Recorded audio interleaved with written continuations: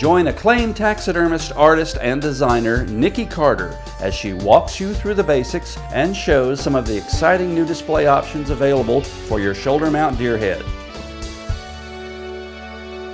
Hi, I'm Nickie Carter.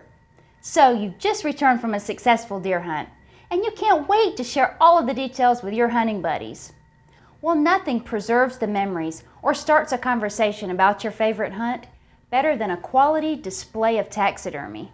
When you take that deer to your taxidermist, you will be asked to make some decisions that you may not have considered.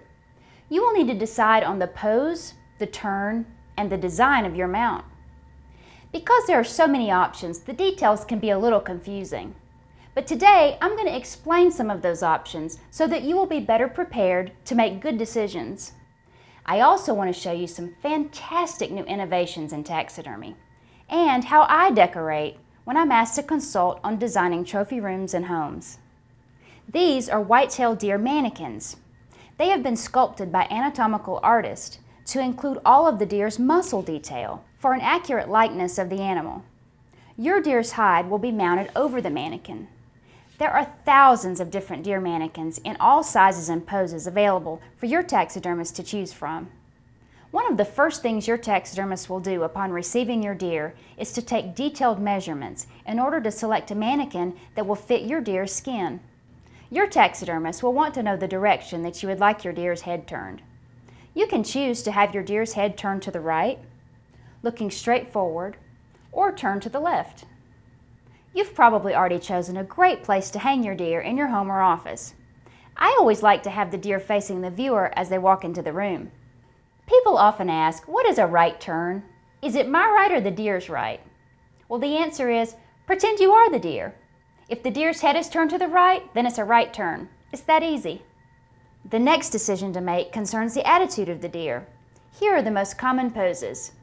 The upright, which is a tall and majestic pose.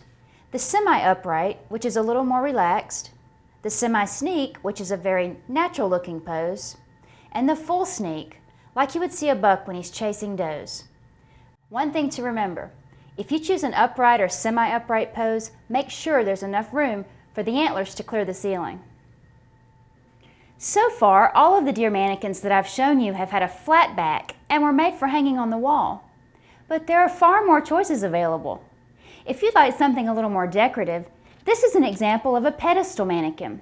It is made for 360-degree viewing, and it has a concave back, so your taxidermist can use a variety of options to decorate it with bark, artificial stone, leather, or fabric. These mannequins are attached to a wooden pedestal that is either displayed on the floor or on the tabletop. If you like the dramatic impact of a pedestal mount, but you still want to hang it on the wall, then this wall pedestal is the best of both worlds.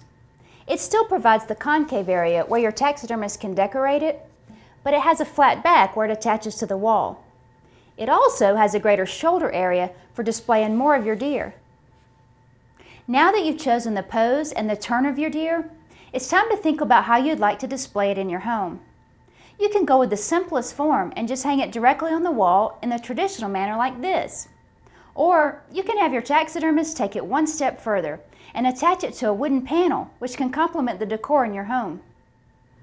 Some of the new innovations in taxidermy and habitat have opened up a whole new way to display your hunting trophies. When I'm asked to help design a trophy room, I strive to make each mount a piece of art that incorporates texture, warmth, and color, and shows appreciation for the animal, and it tells part of the story of the hunt. Here we have used the floor pedestal style mannequin and incorporated some natural-looking rock and grass with a rich walnut pedestal base. What I find attractive about this piece is that it is not only elegant furniture, but it features a nice balance of components between the wood, the deer, and his habitat.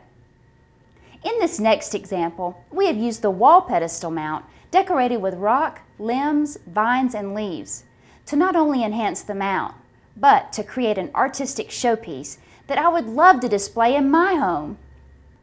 When I enter a room with a piece of art like this, I am immediately drawn to it, and I want to know more about the animal and the experience of the hunt. Talk to your taxidermist. He or she can easily incorporate all types of scenery which allow you to replicate the natural environment where your hunt occurred. With these new innovations, taxidermy has moved from the dusty old deer head hanging in a barroom to a very tasteful way to decorate your home and commemorate the memory of your hunt. And by the way, you're not going to have any trouble bringing this one in the house.